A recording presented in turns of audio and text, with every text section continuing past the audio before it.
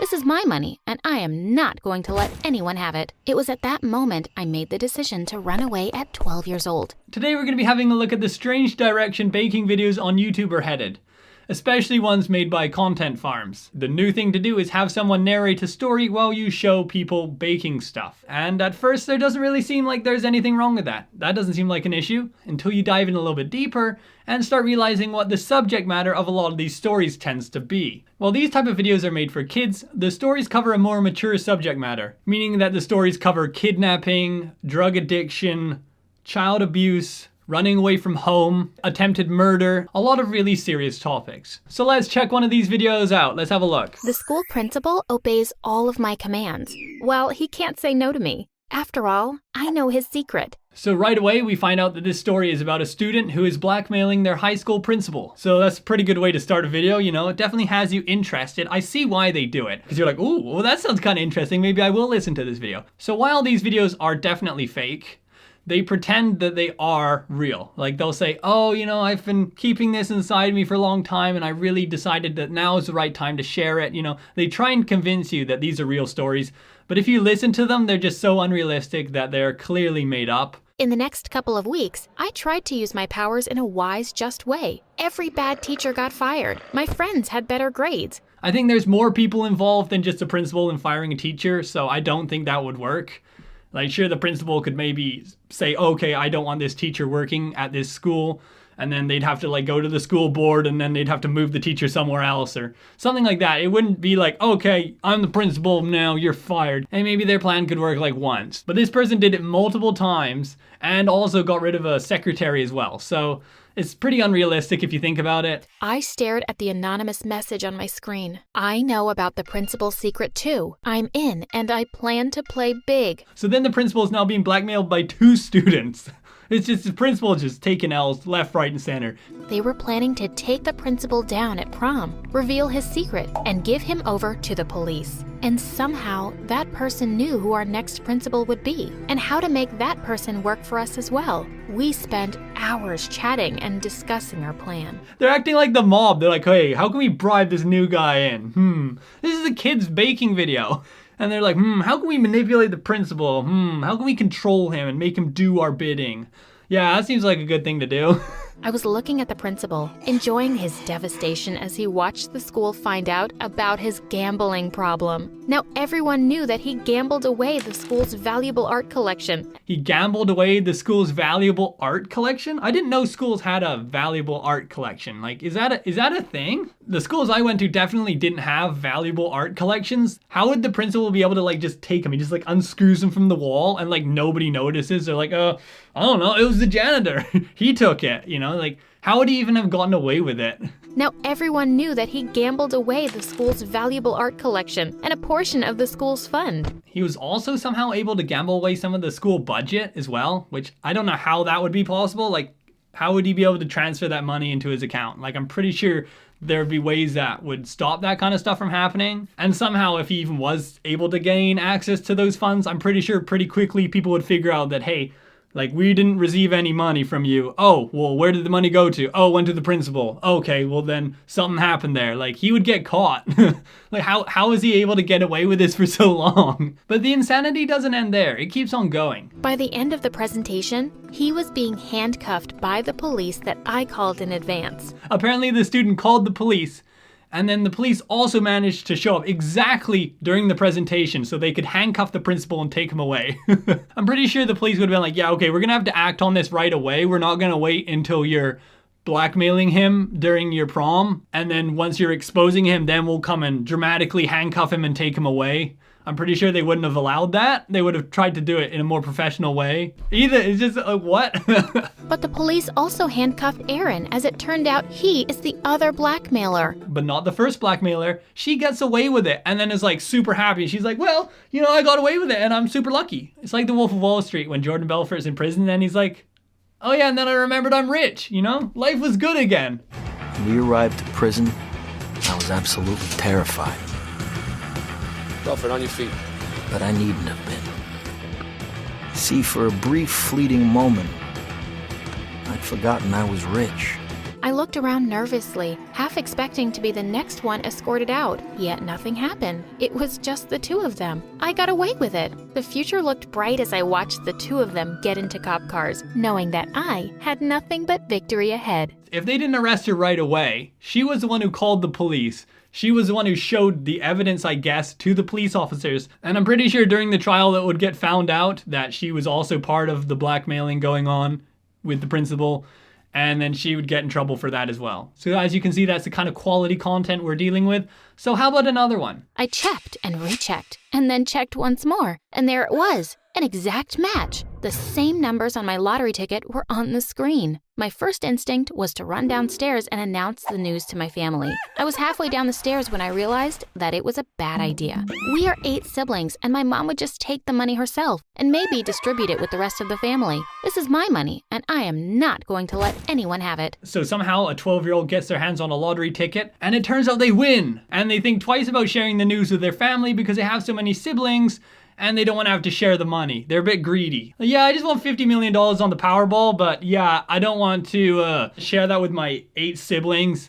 You know, I kind of need that money. Yeah, it's kind of, I can't split that. $50 million split 8 ways, that's like nothing. It's less than $10 million each. It was at that moment I made the decision to run away at 12 years old. So because of worrying about the money getting taken away, she decides to run away from home, which is a perfectly logical thing to do in that situation, especially since she's never going to be able to claim the money now either, because they're definitely not going to give away that money to just a 12-year-old that's living by themselves. I knew I had to be of legal age in order to buy lottery tickets, and I only had one friend who would fit that criteria. Meg was in her 20s, and we had become good friends after she hired me to walk her dogs. I didn't mind talking to her because, well, she looked pretty cool. She would smoke cigarette after cigarette and try to impart her wisdom on me. So the 12-year-old gets her weird heavy smoking friend to go and buy the ticket for her as well that she thinks is so cool. Young kids are the ones who mainly watch these videos, so glorifying heavy smoking probably isn't the best message to be putting in your stories. But, you know, I guess whatever. The next day after school, I went to Meg's place, and together we collected the amount in a lump sum. I hid it in my backpack. It was so much cash, and I couldn't believe it all belonged to me. They still haven't said the amount of money they won either. And there's no way, lotteries don't give it to you in cash. They're gonna like transfer the money over to you, you know, and then it's gonna be declared that that's your income so that way you can pay taxes on it and all that kind of stuff.